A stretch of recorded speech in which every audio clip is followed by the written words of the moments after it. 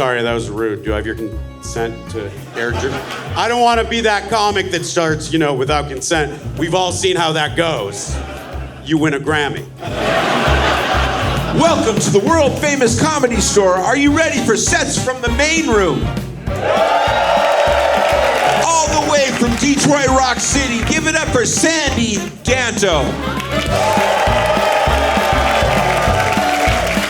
Give it up. You're doing good. I'm glad you're still trying. Thank you. Give it up for my friend Mark Maron, ladies and gentlemen, one of the most talented Jewish comedians of our time. Thank you. From there Jews, you go.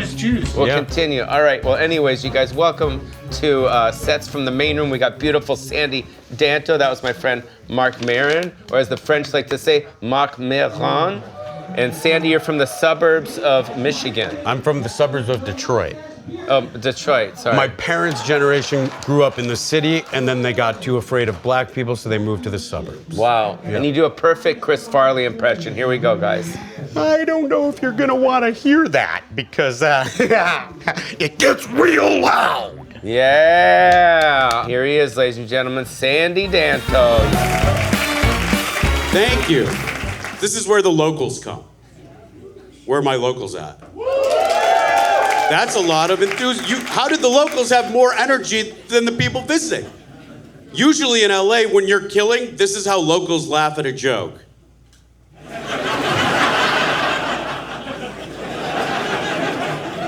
And then it's right back to resting Botox face. You guys made the right choice. This is where all the locals come. So I'm gonna tell you what else you should do while you're in town. That isn't a tourist trap. That isn't the Venice Boardwalk. That isn't the Universal City Walk or the Hollywood Walk of Fame. This isn't a walking city. Get in an Uber or get the fuck back to Charlotte. Here's what you want to do. Go downtown. We have a beautiful downtown. Go to the corner of 5th and San Julian. Go up to one of the tents, conveniently located right there on the sidewalk. Not a farmer's market. It's gonna look like a farmer's market. There will be produce. Do not touch the produce. I can't stress that enough. Find a guy who's bald but also has dreadlocks, score heroin. You're living every Red Hot Chili Peppers song ever written. Make a friend talk about going to lunch and then never talk to them again. That is as authentic LA as it gets. Whoa. That was crazy. You did a Chili Peppers joke, and who was in the audience? Anthony Kiedis. From the what? Red Hot Chili Peppers. That was crazy. Had no idea. So tell us about the joke, how'd you come up with it, and how weird that was that Anthony Kiedis was in the audience. So cool that he's in the audience for me to make fun of his music, which I love, by the way. But when I was a paid regular, at first, I either only got the first spot or the last spot. So I had to engage with the audience and make them invested. And so I really wanted to let them know how great of a place this was and that they are where the locals come to watch comedy. And LA authentic experiences are vast and kind of depraved. So I compared coming here to going to Skid Row and living a Red Hot Chili Peppers song. There you go. I became a father this year. Thank you. My kids are 4 and 7, but this year I stepped up. I hate it when people nitpick movies, especially kids' movies, just to suspend disbelief. It's a movie about an 8-year-old that beats the crap out of a couple of adults, okay? So I was watching Home Alone with my kids, seeing it through their eyes, but there was one detail that I just couldn't get past on this watch. Because I'm trying to not be on my phone as much. I made this screen all black and white so I wouldn't be scrolling all the time, but that just made me want to do it more. I'm like, ooh, this must have been what scrolling was like in the 1920s. So I put it in the other room and I'm watching Home Alone with my kids. I'm trying to see their reactions. Suspending disbelief. Obviously a lot of it's unrealistic, but there's one scene that I just could not get past. The scene where Kevin McAllister, an 8-year-old boy, goes to church by himself on his own volition and nobody even tries to molest him. A Catholic church in the 90s? That is unrealistic, a detail I couldn't get past. Whole movie's ruined for me. What was that? That was a Home Alone joke? Is that Macaulay Culkin? Macaulay Culkin. It was fresh in my mind from the holidays. I was watching it's my favorite Christmas movie, especially my kids are old enough to watch it now. And I watched it with them. And obviously there's a bunch of stuff that as a parent, you're like, that could never happen. But I hate it when people watch movies and they're like, oh, that couldn't happen. That's unrealistic. It's annoying. But then there was one scene where I was like, a kid would never just go to church. And a kid in the 90s going to church, it's risky. What happens? An unsupervised boy in a Catholic church. Whoa. Make some noise if you're Gen Z. I know there's more of you because I have eyes, but you guys are super loud online. Get you in person, you're just like, I might get diagnosed with autism in a few years, hopefully. I love the word neurodivergent. I'm just gonna start using it all the time.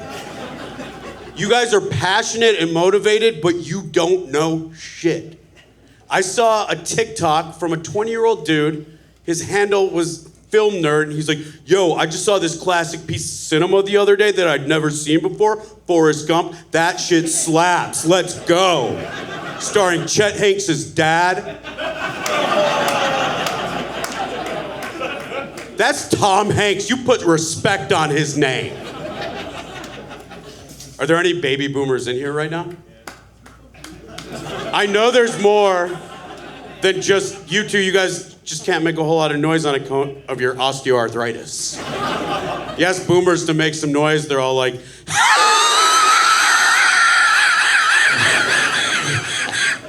thought it was cute to smoke on airplanes, now look at ya. Baby boomers, it's like they saw one Facebook meme in 2014, made it their entire personality. Oh, millennials are so lazy, even if you did have any real skills, you wouldn't use them. Who set up your router, bitch?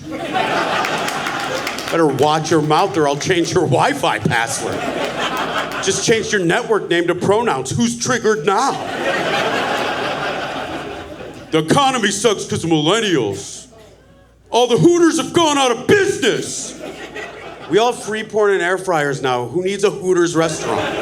That's obsolete technology. Coconut oil's going on those wings and this dick, and I don't have to leave the house. Who's married in here? All right. That's the sound of planned sex after this. You guys think you're gonna have planned sex after this, but if you didn't do it before you went out, it's not happening.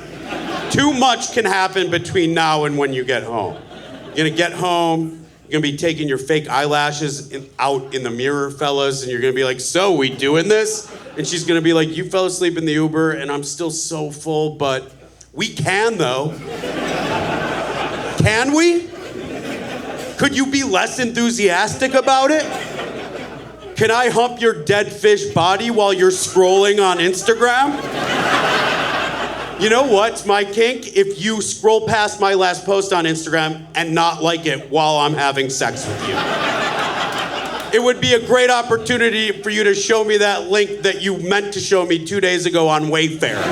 Because nothing makes me come harder than thinking about furniture I'm gonna build in 5 to 7 business days. We can, though. When you're with your wife, do you make love with her or do you like fuck her? It depends on the mood. It Wow. depends on if we're in you're on Thailand acid, or on acid or at a wedding or at a Was that rude to say? funeral. I'm just saying, sometimes. No, that's... So do you kinky with her? You say kinky shit? When you've been together for so long, you gotta spice things up. Yeah. But I don't like to do dirty talk because I already do improvisation on stage at work. This is gonna sound so corny. I'm married to my best friend. We do hood rat shit together. We once had sex on a golf cart while we were on acid at a wedding, and I was driving it into the ceremony. Not even invited to the wedding. She's the breadwinner, I'm the bread eater. I couldn't be living more of my dream. because I'm a feminist. I've empowered her to pay the entire mortgage because I'm a feminist. You're welcome. She's a nurse practitioner in the neonatal ICU, taking care of sick babies who are born prematurely. She loves her job there so much, she brought it home with her.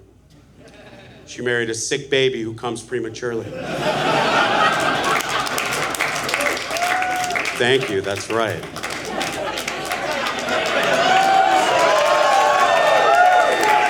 Yeah, this guy fucks. I just wear the suit so that my daughters think I have a real job when I leave the house.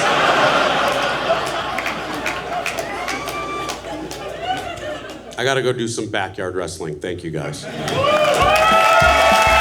Let's give it up for Sandy Danto.